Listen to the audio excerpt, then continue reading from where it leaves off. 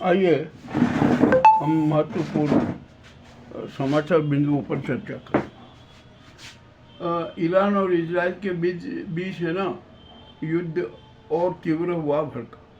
अब सऊदी अरब में भी है ना, मिडिल ईस्ट में भी युद्ध की चिंगारी भड़कने लगी। अभी ईरान में एक बहुत बड़ा समाचार आया कि वहाँ पर मोसाद के जासूसों की धरपकड़ हो रही। कुछ जासूस पकड़ा, उसमें से एक को है ना फांसी पर चढ़ा दिया गया। ठीक है, जो भी है।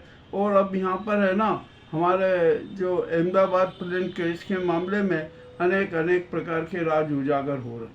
आखिरकार सच क्या है ये तो बाद में सामने आएगा। अब यहाँ पर है ना ईरान भी इजराइल पर क्रूर हमले कर रहा है। इजराइल को भारी नुकसान हो रहा है, इधर ईरान को भी भारी नुकसान हुआ। और जो ईरान और इजराइल के बीच जो युद्ध चल रहा है ना, ये शस्त्रों का महायुद्ध है। हर शस्त्र उत्पादक देश है ना अपने शस्त्रों को सक्षम और अति मारक बनाने की प्रतिस्पर्धा कर रहे हैं। चीन सबसे ज़्यादा प्रभावित है। चीन ने है ना ईरान को पूरे सपोर्ट दिए और ईरान उनके दम पर इजराइल में तहलका मचा हुआ है, कोहराम मचा हुआ है। इजराइल को बहुत बड़ा नुकसान हुआ है। अब नेतन्याहू है ना, वो खमेनेई की हत्या क्यों करवाना चाहते, इसका भी बड़ा कारण तो कुछ ना कुछ होगा ना। यह मामला भी अपने आप में रोचक है। अब दूसरी तरफ ट्रंप है ना बयान दे रहे कि ईरान है ना हमले बंद करे, हम समझौते और बातचीत के लिए तैयार, किंतु ईरान ने नकारा कर दिया। अब है ना पुतिन और ट्रंप के बीच में बातचीत हुई। पुतिन ने ट्रंप को कहा कि आप है ना किसी भी तरीके से ईरान और इजराइल युद्ध को हम बंद करवा दीजिए। आप ईरान को कहे कि वह इजराइल पर हमले करना बंद करे। अब मामला अति रोचक हो गया। जो नाटो राष्ट्र भी है ना, अब वे भी युद्ध में कूद पड़े। ब्रिटेन भी अब शरीक हो गया, फ्रांस भी आ रहा है और न जाने क्या क्या हो रहा है। और दूसरी तरफ जितने भी मुस्लिम देश हैं ना, वे सब एक हो रहे और वे सब ईरान के साथ खड़े हुए हैं। कतर भी अब तो ईरान के साथ है और यहाँ तक कि अब तो पाकिस्तान भी है ना ईरान के साथ खड़ा होगा। अब क्या होगा, कैसे क्या होगा, कुछ समझ में नहीं आ रहा। अमेरिका के है ना कितने बंधुआ मजदूर है, इसका भी अभी पता लग जाएगा। और हमारा राष्ट्रसंघ है ना, वो तो कुछ कर ही नहीं रहा। वो तो एक शो पीस की तरह है। अब राष्ट्रसंघ कोई उसका महत्व नहीं रहा। अब यहाँ पर बड़ी विचित्र स्थितियाँ हो रही है। हमारे भारत में तो है ना हर प्रकार की कुव्यवस्थाएं फैली हुई है।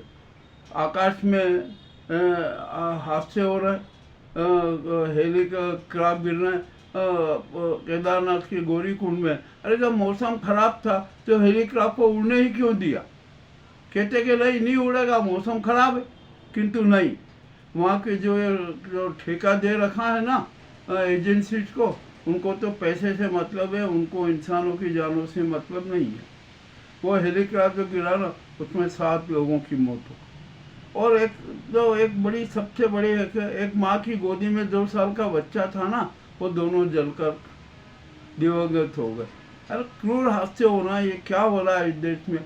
और एक सबसे बड़ी मज़ेदार बात बताऊँ आपको कि अहमदाबाद के जो 3500 मीटर का रनवे है ना, वो डोमेस्टिक उड़ानों के लिए और अंतर्राष्ट्रीय उड़ानों के लिए एक ही है। मामला बड़ा रोचक है। अरे इतना बड़ा स्टेडियम एयरपोर्ट है, आपको वहाँ जो लोकल फ्लाइट होती है ना, डोमेस्टिक फ्लाइट होती है, उनका रनवे अलग होना चाहिए और इंटरनेशनल जो फ्लाइट होती है उनका रनवे अलग होना चाहिए। और अब तो विमानों की चेकिंग व्यवस्था भी बड़ी सख्ती से होना चाहिए। अहमदाबाद प्लेन का है ना अब फ्यूल टैंक का वाल्व किसने बंद किया, इसकी भी जांच होना चाहिए। एक साथ 2 इंजन कभी खराब नहीं हो सकते। बर्ड हीट हो तो एक पे होती क्या, दोनों पे ऐसा नहीं है। वो जो उसका जो इंजनों को है ना फ्यूल नहीं मिला, इस कारण इंजन में खराबी है। अब तो अंतर्राष्ट्रीय एजेंसियां भी बोइंग के उसकी हादसे की जांच में लगी हुई है। मगर असली राज क्या है अब कब सामने आएगा अभी कुछ कहना कठिन है। और यहाँ पर हमारे गृह मंत्री अमित शाह जी ने तो हाथ टेक दिए, क्या ये दुर्घटनाएं होती रहती है, हम कैसे रोक सकते। ठीक है भाई, मत रोकिए, होने दीजिए दुर्घटनाएं जितनी हो। और अभी एक राजनीतिक परिवेश भी भारत में बड़ा विचित्र हो रहा है। बंगाल, बिहार और तमिलनाडु, इनको लेकर भाजपा है ना, न जाने क्या क्या नाटक कर रही है। अब देखना है कि क्या नाटक हो। और यूपी में आदित्यनाथ है ना, उनका भी बड़ा विचित्र खेल चल रहा है। आदित्यनाथ के खिलाफ है ना बहुत माहौल है, किंतु अब भाजपा क्या करेगी, क्या नहीं करती है, ये भी देखना। मगर आदित्यनाथ तो ब्लैकमेल करेंगे, भया दोहन करेंगे, निश्चित करेंगे। और अब तो यहाँ जनता है ना, आदित्यनाथ की खुफिया जांच कराने की मांग तक कर रही है। ये भी अपने आप में बड़ी विचित्र बात है।